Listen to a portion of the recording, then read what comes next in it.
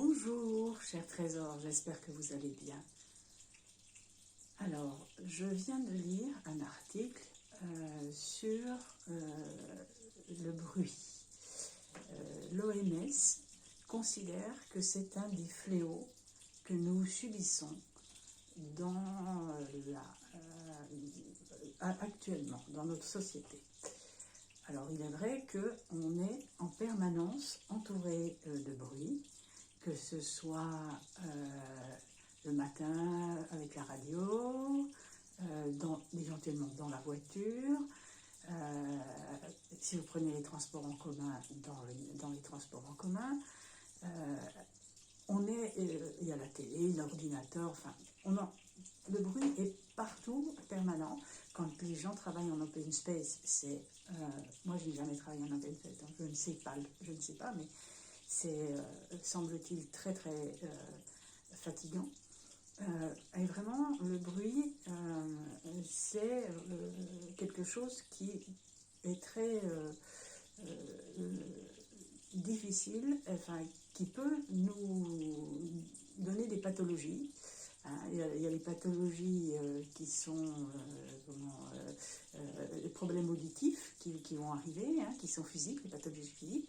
Puis après, il y a des pathologies psychiques. Il y a des pathologies ça peut entraîner un stress, de l'angoisse, d'autres pathologies. Donc, il est relativement important de faire silence à certains moments de la journée. Je vais vous poser une petite question et vous pouvez y répondre en commentaire. Quand est-ce que vous avez, vous, pour la dernière fois, été dans le silence? Alors, on considère que silence, c'est absence de bruit, mais bon, c'est pas tout à fait ça. C'est plus un retrait, ne plus être dans le mouvement en permanence.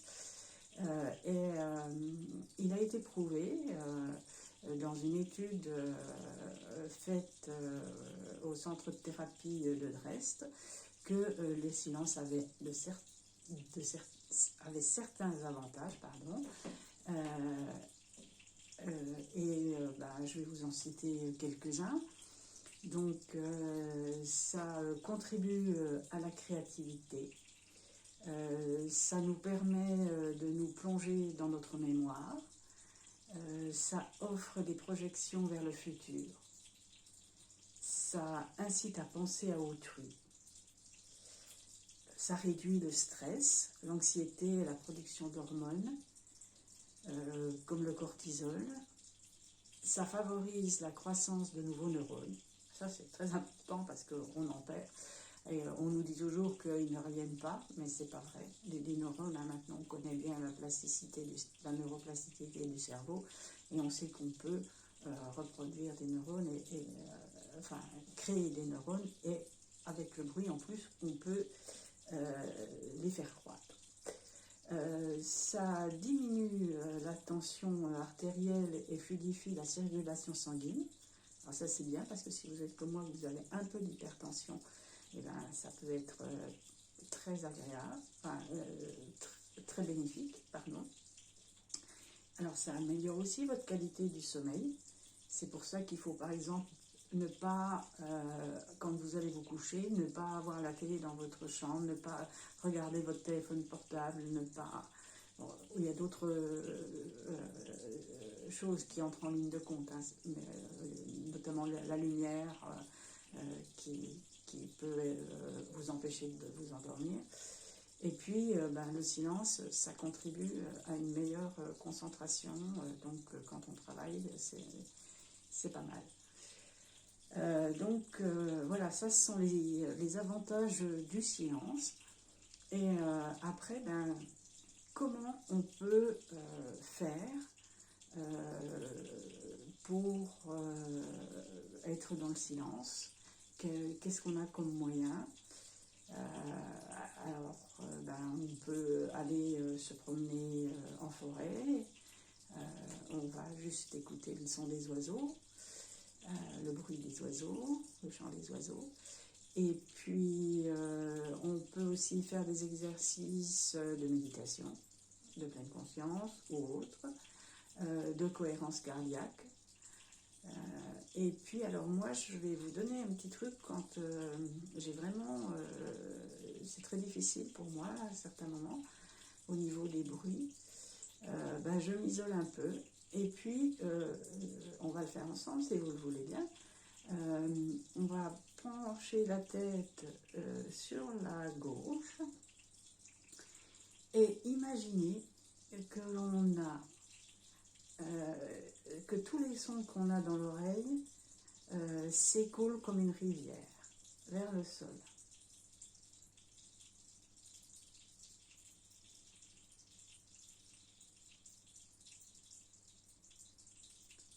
Et puis vous redressez la tête. Vous faites la même chose à droite.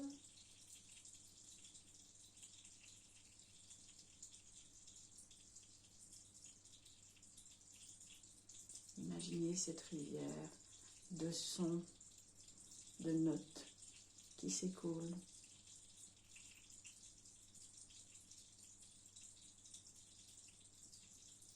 Puis vous revenez au centre et vous le refaites à gauche.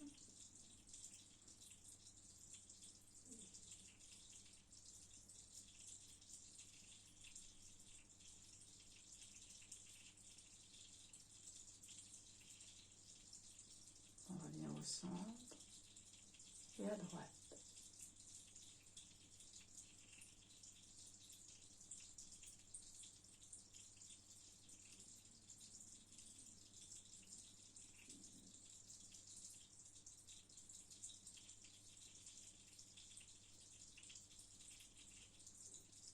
On revient au centre.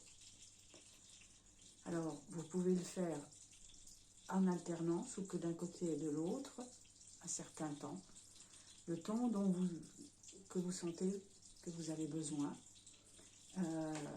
Et moi, je le conseille à certains de mes élèves en méditation, notamment des instituteurs, et elles me disent que ça leur fait un bien, enfin, instituteurs ou institutrices, ils me disent que ça leur fait un bien fou. Entre l'arrêt de l'école, enfin l'arrêt des cours et les réunions qu'ils peuvent avoir, moi j'ai une élève qui me dit, moi je fais ça et j'arrive, je suis déjà plus disponible pour écouter les autres, hein, parce qu'en fait quand on est aussi dans le silence, ça permet d'écouter autrui plus facilement. Quand on a fait déjà un peu le vide, alors si cet exercice vous a plu, essayez de le faire. Et puis, dites-moi dans les commentaires ce que vous avez ressenti, si ça vous a fait du bien. Et si vous recommencez, alors évidemment, ça peut le faire une seule fois, c'est bien. Mais essayez de le faire régulièrement et vous verrez que c'est beaucoup plus productif. Et sincèrement, moi, je le fais fréquemment. Donc, si vous avez aimé cette vidéo, si vous pouvez la liker, vous pouvez la partager, bien sûr. Si le contenu de ma chaîne vous intéresse, n'oubliez pas de vous abonner et de cliquer sur la petite cloche à côté pour être au courant de toutes les notifications qui peuvent arriver. Et puis, je vous souhaite de faire cet exercice et d'avoir quand même un petit peu de sérénité, de retrouver un petit peu de sérénité. Et je vous souhaite une bonne fin de journée. Je vous remercie de votre écoute. Et puis, je vous dis à bientôt pour une autre vidéo. Si vous avez des questions, des sollicitations, n'hésitez pas non plus à les mettre en commentaire. Et puis, je me ferai un plaisir d'y répondre. Voilà, bonne journée. Au revoir.